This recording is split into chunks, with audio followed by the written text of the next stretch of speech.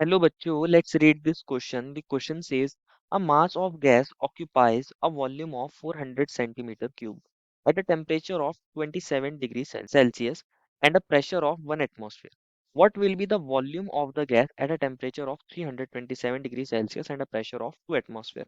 बच्चों इस क्वेश्चन में हमें बोला गया है कि कोई गैस है जिसका मास फिक्स है और उसने वॉल्यूम 400 सेंटीमीटर क्यूब ऑक्यूपाई करी है टेम्परेचर 27 डिग्री सेल्सियस पर और प्रेशर 1 एटमॉस्फेयर था। लेकिन हमसे पूछा गया है वॉल्यूम कितनी होगी गैस की अगर टेम्परेचर 327 डिग्री सेल्सियस हो जाए और प्रेशर 2 एटमॉस्फेयर हो जाए। तो हमें यही बताना है। तो फर्स्ट ऑफ ऑल बात करते हैं बच्चों इस क्वेश्चन में की कंसेप्ट के बारे में। और की कंसेप्ट क्या होगा बच्चों? Combined gas law. What is the key concept here? Combined gas law. Basically combined gas law ये एक इक्वेशन है और ये इक्वेशन क्या होती है? P1 V1 upon T1 is equals to P2 V2 upon T2। इसी को समझना है। अभी समझते हैं इसको हो क्या रहा है यहाँ पे। अगर हम बात करें आइडियल गैस इक्वेशन की तो आप जाते हो बच्चों। आइडियल गैस इक्वेशन क्या होती है? PV is equals to NRT, ये लिख सकते हैं। तो आप इसको ऐसे भी तो लिख सकते हो PV upon T is equals to NR, जहाँ P प्रेशर है, V वॉल्यूम है, T टेम्परेचर है, R गैस कांस्टेंट होता है। और ये कांस्टेंट होता है बच्चों, और N क्या है? नंबर ऑफ मोल्स है। R कांस्टेंट है और N क्या है? नंबर ऑफ मोल्स है। तो अगर बात करें, अगर अमाउंट ऑफ गैस, अगर गैस फिक्स हो जाए कि कितनी गैस हम ले रहे हैं तो उसके नंबर ऑफ मोल्स भी फिक्स हो जाएंगे। NR भी फिक्स हो जाएगा और NR क्या हो जाएगा? कांस्टेंट हो जाएगा। इफ कांस्टेंट ऐसा लिख सकते हैं, अगर ये कांस्टेंट हो जाए, इफ कांस्टेंट, दैट मीन्स हमने अमाउंट चेंज नहीं करा है। आर तो कांस्टेंट होता ही, हमने अमाउंट ऑफ गैस चेंज नहीं करा है।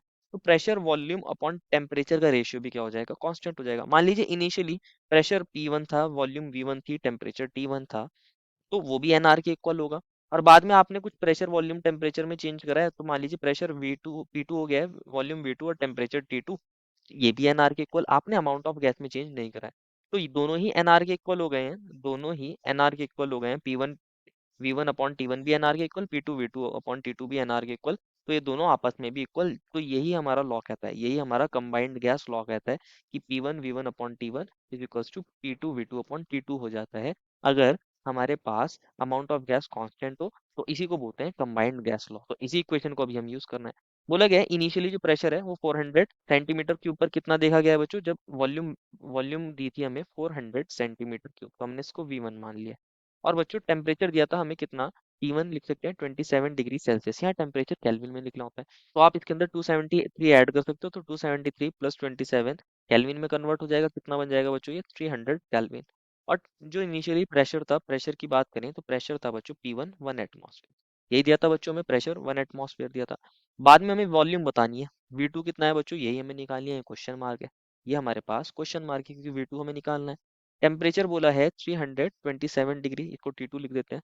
327 डिग्री सेल्सियस, इसको भी केल्विन में चेंज कर लेते हैं। इसमें 273 ऐड किया प्लस 327, तो ये केल्विन में कन्वर्ट हो जाएगा। तो कितना आएगा बच्चों ऐड होके? ये 600 केल्विन बन जाएगा। और प्रेशर जो बाद में हो गया है P2, ये हो गया है 2 एटमॉस्फेयर। हमें वॉल्यूम बताना है, V2 बताना है, यही तो बताना है, यही तो बताना है। अब इसको हम अपनी इक्वेशन को यूज कर लेते हैं, कंबाइंड गैस लॉ को। बोला था P1 V1 upon T1 is equals to P2 V2 upon, यही तो होता है। अब P1 की जगह क्या लिख सकते हो बच्चों आप? 1 एटमॉस्फेयर। वॉल्यूम V1 कितनी थी बच्चों? 400 सेंटीमीटर क्यूब। और टेम्परेचर क्या था बच्चों? टेम्परेचर इनिशियली 300 केल्विन, ध्यान रखना है बच्चों यूनिट्स का हमेशा। प्रेशर बाद में कितना हो गया बच्चों? 2 एटमॉस्फेयर, 2 एटमॉस्फेयर। वॉल्यूम कितनी हो गई बच्चों? वही तो निकालनी है, इसको V2 लिख दीजिए। T2 कितना हो गया बच्चों? T2 था हमारे पास 600 केल्विन, ऐसे लिख सकते हैं।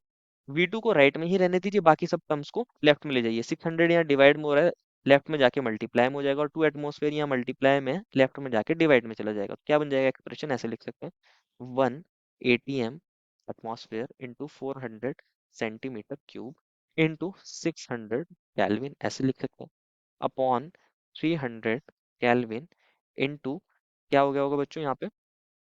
2 एटमॉस्फेयर, ऐसे लिख सकते हैं, इज इक्वल्स टू V2।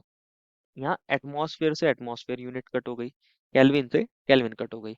अगर आप देखोगे बच्चों 301 जा 302 जा 600 होता है, तो यहाँ 2 आ गया और ये 2 से 2 भी कट हो गया, तो ओवरऑल कितना रह गया? सिर्फ 400। तो V2 भी कितना है? 400। V2 भी कितना आया है बच्चों? 400 सेंटीमीटर क्यूब। तो जो बाद में वॉल्यूम होगी वो भी 400 सेंटीमीटर क्यूब ही होगी। Therefore, this is the final answer is volume of gas is 400 centimeter cube. I hope you understood it well and best of luck.